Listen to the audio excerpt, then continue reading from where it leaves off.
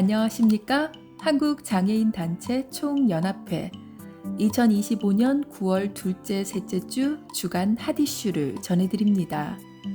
최근 4년간 온라인상에서 적발된 의료기기 불법 광고 건수가 총 15,019건에 달한 것으로 나타났습니다. 지난 11일 국민의힘 김혜지 의원실에서 발표한 연도별 현황을 보면 2021년 2,705건에서 2022년 2,369건으로 전년 대비 12% 감소했습니다. 하지만 2023년에는 3,360건으로 42% 급증했습니다.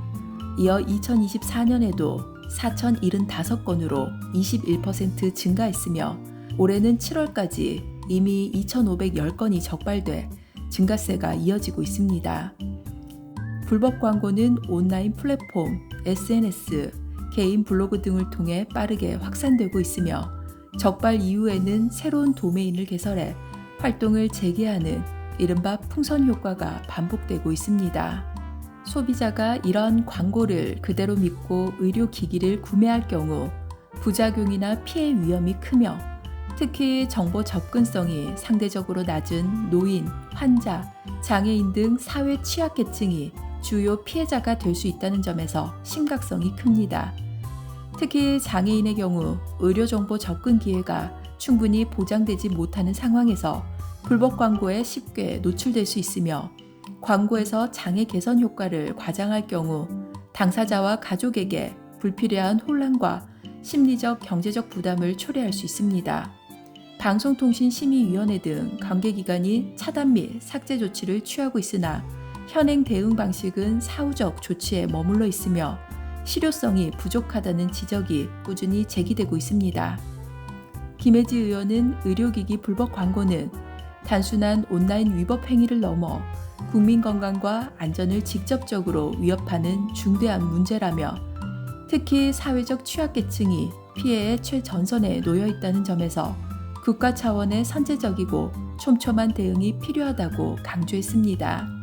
이어 지금처럼 사후 차단에만 의존해서는 근본적인 해결이 어렵다며 AI 기반의 실시간 감시 체계를 고도화하고 불법 광고 발견 즉시 삭제 차단이 가능한 원스톱 제도를 마련해야 한다고 했습니다. 또한 상습적 불법 광고 사업자에 대해서는 강력한 제재를 가하는 한편 국민들이 올바른 정보를 바탕으로 판단할 수 있도록 예방교육과 인식 개선 캠페인을 강화해야 한다며 정부와 국회가 협력해 제도적 장치를 서둘러 마련해야 한다고 촉구했습니다. 다음 소식입니다. 서울시가 장애인의 보통 하루를 보장하기 위한 종합계획을 내놨습니다.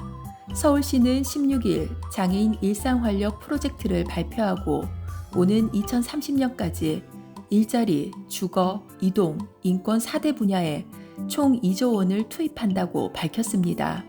이번 계획은 서울시 등록장애인 38만 5천여 명을 대상으로 한 맞춤형 정책으로 장애인 복지위원회와 당사자 의견을 반영해 현장 수요 중심으로 설계됐습니다. 서울시는 우선 경제적 자립을 위한 일자리 확대에 나섭니다. 공공일자리를 현재 연 5,000개에서 2030년까지 12,000개로 늘리고 발달 뇌병변 장애인을 위한 전문 직업학교를 신설합니다. 아울러 기존 직업재활시설도 임가공 위주에서 코딩, 소프트웨어 등 4차 산업 기반 교육으로 전환합니다. 주거 안정과 돌봄 강화 방안도 포함됐습니다. 장애인 지원주택을 500가구까지 확대하고 재가장애인 4,000가구에는 집수리 비용을 지원합니다. 공동생활가정은 250곳까지 늘리고 자립체험주택도 운영합니다. 특히 최중증 장애 자녀를 돌보는 만 65세 이상 부모에게는 월 30만 원의 돌봄 수당을 신설해 지원할 계획입니다. 이동권 보장도 강화됩니다. 시는 2032년까지 시내 마을버스 전 차량을 저상버스로 전환하고 휠체어 탑승이 가능한 UD택시를 2030년까지 1,000대 도입합니다. 또한 AI 기반 로봇 보행 보조기기를 2천여 명에게 보급할 방침입니다. 이와 함께 인권보호 및 문화여가 접근성 확대를 위한 조치도 추진됩니다. 거주시설 내 중대한 인권 침해가 발생할 경우 원스트라이크 아웃제를 적용해 즉시 폐쇄 조치하고 생활체육교실, 베리어프리 공연 등 문화 컨텐츠 접근 기회를 확대합니다. 오세훈 서울시장은 장애인의 평범한 하루가 특별한 이벤트가 아닌 일상이 되도록 장벽과 문턱을 없애겠다며 복지 수혜자가 아닌 사회의 주체로 장애인을 바라보는 인식이 필요하다고 했습니다.